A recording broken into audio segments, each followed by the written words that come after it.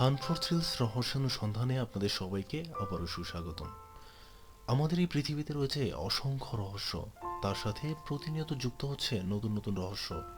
সেই সমস্ত রহস্যের মধ্য থেকে আজকে আপনাদেরকে সম্পূর্ণ ব্যতিক্রমধর্মী একটি রহস্যের কথা বলবো। গেল 100 বছর ধরে অদ্ভুত রকমের এক আবহাওয়ার পরিস্থিতির অভিজ্ঞতা অর্জন করে আসছেন হন্ডুরাসের ইউরো শহরের বাসিন্দারা। প্রতি বছর মে কিংবা জুন মাসে সে দেশে বৃষ্টি হয়। সেটা কোনো সাধারণ বৃষ্টি না, সেটা হয় মাঝ বৃষ্টি। প্রচণ্ড বজ্রপাতের গর্জন আর বৃষ্টির পাশাপাশি ঝরতে থাকে শত শত মাছ।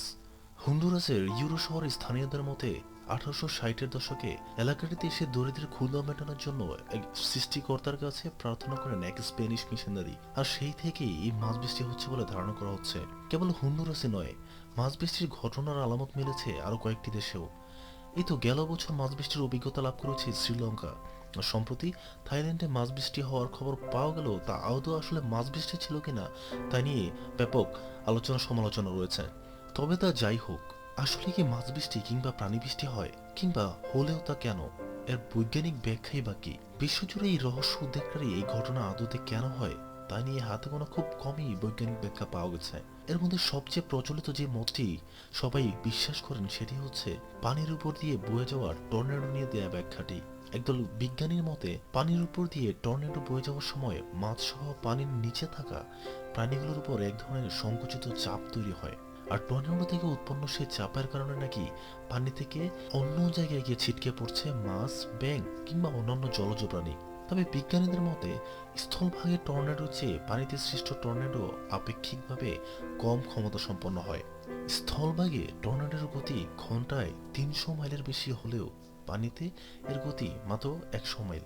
সে অনুযায়ী হন্ডুরাসের ইউরো এলাকায় মাছগুলো আশেপাশের জলাধার থেকে আসার কথা, কিন্তু স্থানীয়রা জানান মাছগুলো তাদের পরিচিত কোনো জলাধারের না।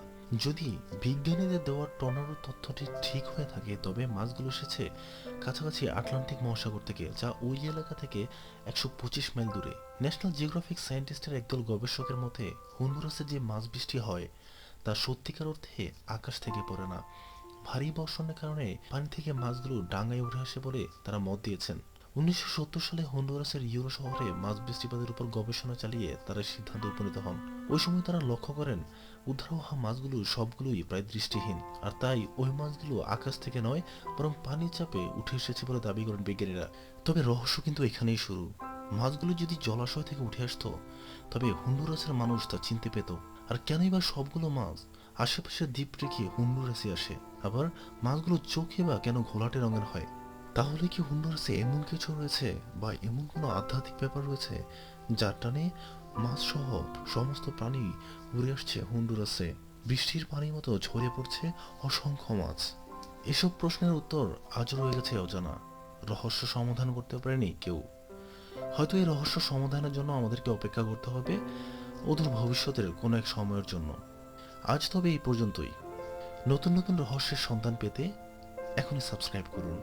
সাবস্ক্রাইব করে আমাদের সাথে থাকুন, লাইক করুন, কমেন্টস করুন। আপনার মূল্যবান মতামত দিয়ে আমাদের সাথে আপনার আনন্দ ভাগাভাগি করুন। আর শেয়ার করে অবশ্যই আপনার কাছের মানুষটিকে রহস্যের সান্নিধ্যে দিন। ধন্যবাদ।